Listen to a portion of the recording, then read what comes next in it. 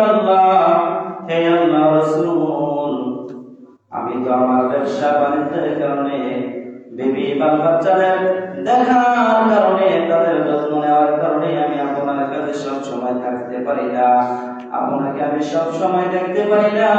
ইয়া রাসূলুল্লাহ, ইয়া হাবিবাল্লাহ, আমার মনের মধ্যে আজকে একটা চিন্তা হয়েছে, একটা কথা আমার মনের মধ্যে আজকে স্মরণ হয়েছে। আল্লাহ রাসূল, আপনি যদি দুনিয়াতে চলে যান, আমরা যদি এই সময় দুনিয়াতে চলে যাইব, দুনিয়া থেকে চলে যাইব, ইয়া রাসূলুল্লাহ, দুনিয়ার জমিনে তো আপনাকে দেখে আমাদের মন ভরে না, আপনাকে যত আপনার দিকে তাকাই তত আমাদের মন ভরে যায়, কিন্তু আপনি মৃত্যুবরণ করলে, আপনার উপাত হয়ে গেলে, আমরা যদি মৃত্যুবরণ করি, ইয়া রাসূলুল্লাহ, আপনি তো সম্মানিত ব্যক্তি, আপনি তো সম্মানিত নবীদের কাতারে জান্নাতের মধ্যে থাকবেন।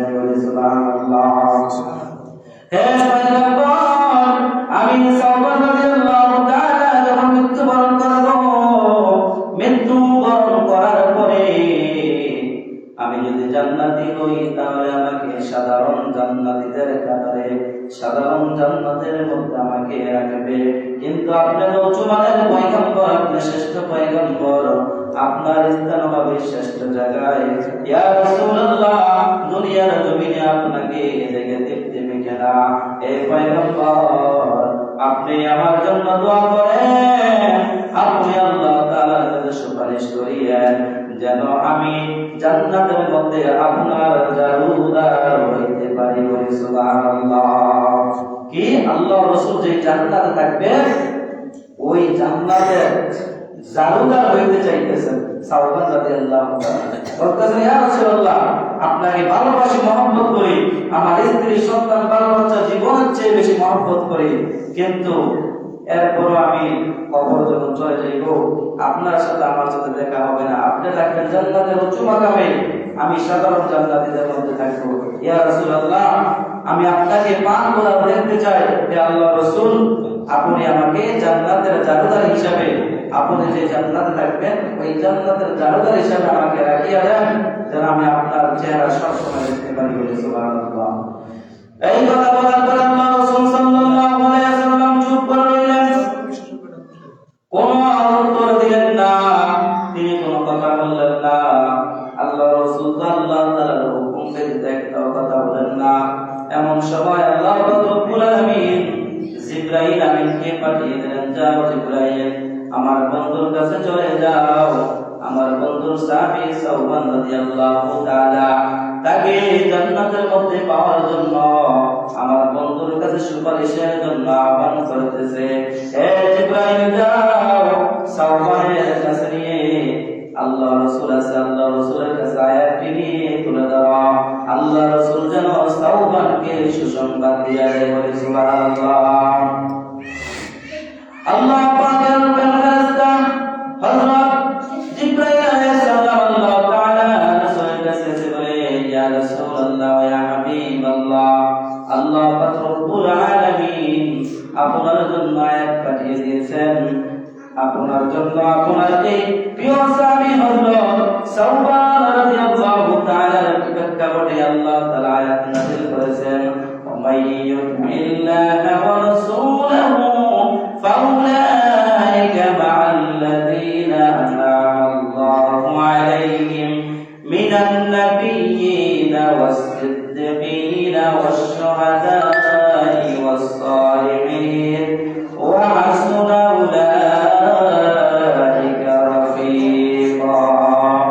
আল্লাহ পাক রব্বুল আলামিন আয়াতের মধ্যে জানিয়ে দিলেন, হে আমার হাবিব, আপনি আপনার উম্মতদেরকে জানিয়ে দিন, আপনার সাহাবী সাওবানকে জানিয়ে দিন, যারা দুনিয়ার জমিনে নেক আমল করবে, ইবাদত করবে, আপনার মহব্বত করবে, আপনাকে আপনার দেওয়া কোরআনকে ভালোবাসবে, আমি আল্লাহ তাআলা যেই কাজগুলি ফরজ করেছি ওই কাজগুলি সুন্দর করে আদায় করবে, দ্বীনের হুকুম আহকামগুলি সুন্দর করে মানবে, মেনে যদি আপনার যেই সাহাবায়ে কেরাম যেই উম্মতরা দুনিয়া জমিন থেকে কবর চলে আসবে, আমি আল্লাহ তাআলা ঘোষণা দিলাম, মান النبيين والصديقين والشهداء والصالحين وحسن أولئك رفيقا আমি আল্লাহ পাক রব্বুল আলামিন ওইরকম আপনার উম্মতকে শহীদদের সাথে,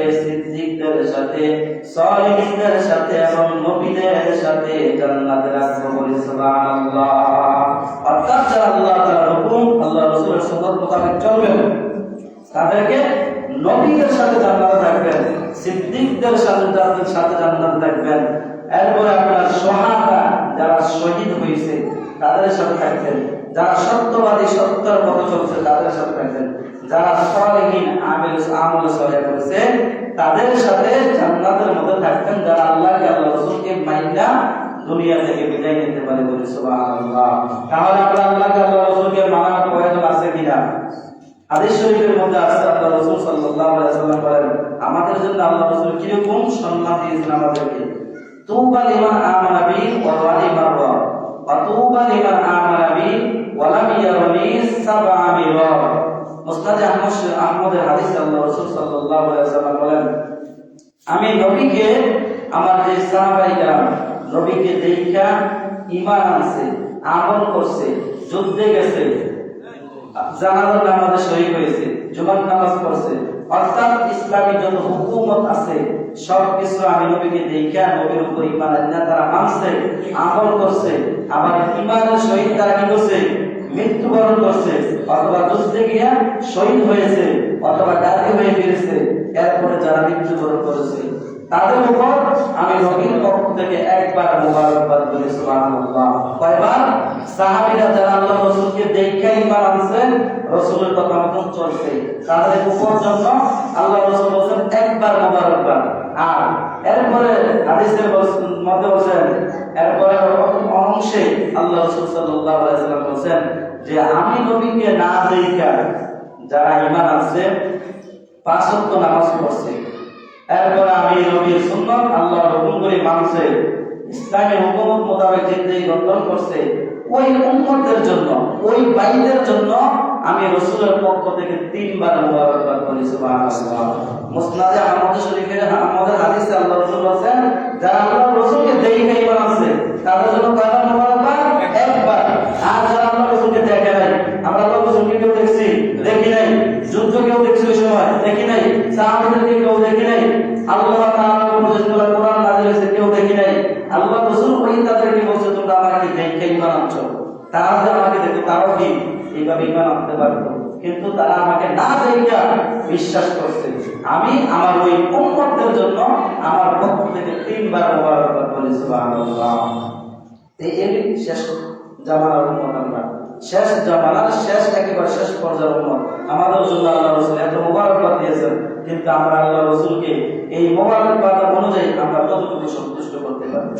কোন কাজ দিয়ে আমরা সন্তুষ্ট করতে পারি না।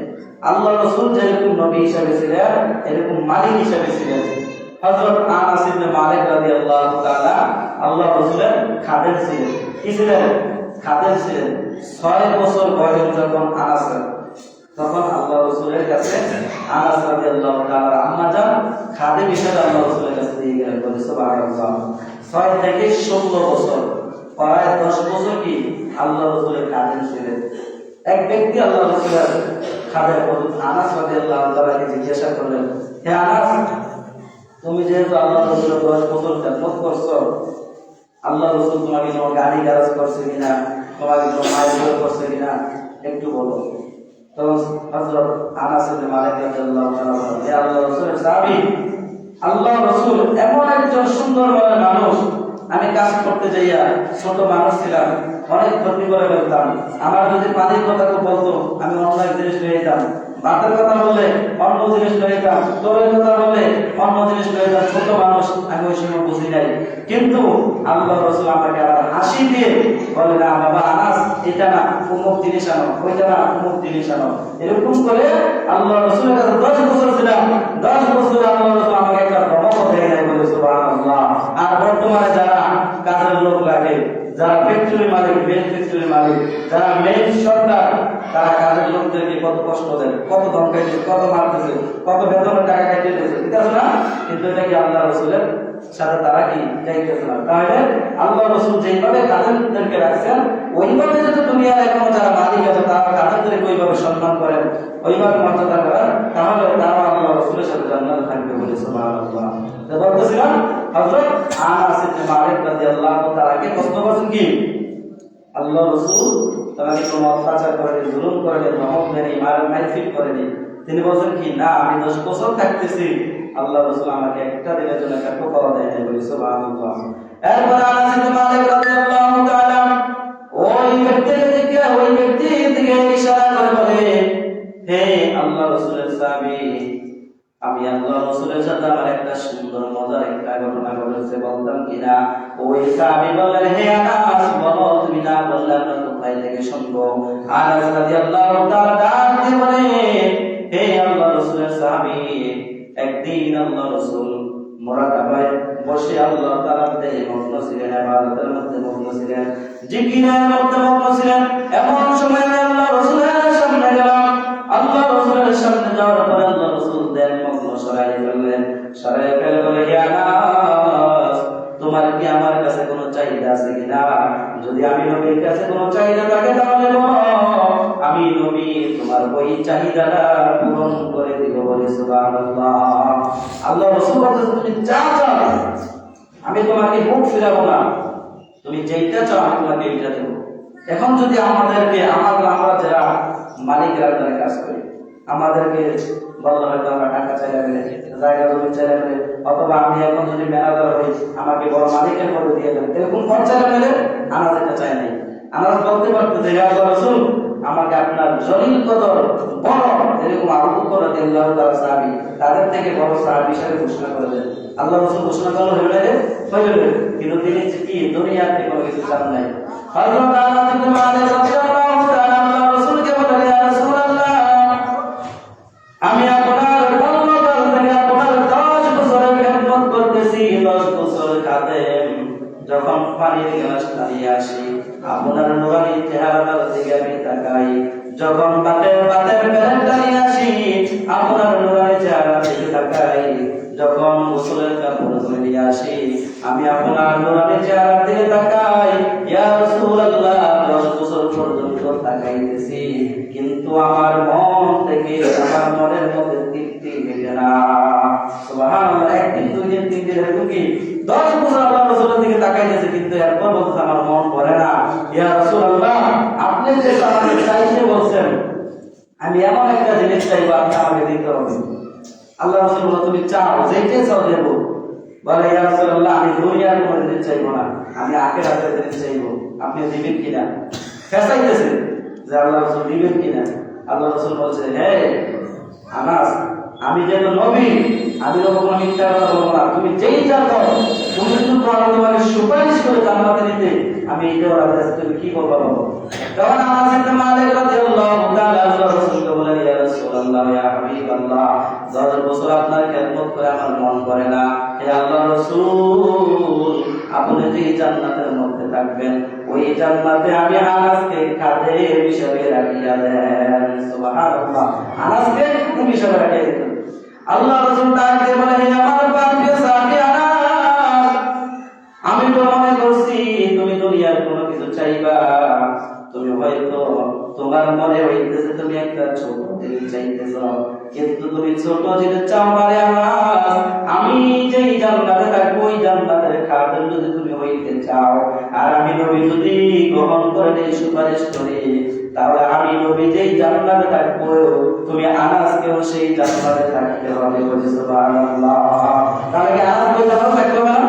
আমার যদি খেদমত করে আমি মসজিদে আমি রোমে থাকি আমার খেদমত করলে রোমে এসে করতে হবে না? আল্লাহ রাসূলের খেদমত করলে রাসূলের জান্নাতের মধ্যে যে কি খেদমত করতে হবে। তখন আল্লাহ রাসূল সাল্লাল্লাহু আলাইহি ওয়াসাল্লাম বলেন যাও যাও আনাস আমি নবী তোমাকে কবুল করে নিলাম, তোমাকে জান্নাতের মধ্যে আমি নবীর খাদেম হিসেবে কবুল করলাম বলে সুবহানাল্লাহ। এরকম সাহাবীরা আল্লাহ রাসূলকে এরকম মহব্বত করতেন, দুনিয়ার কোনো কিছু চাইতেন না, শুধু আল্লাহ রাসূলের চেহারা দেখতেন, মায়া মহব্বত দেখতেন, আল্লাহ রাসূলের মুখের কথাগুলো শুনতেন।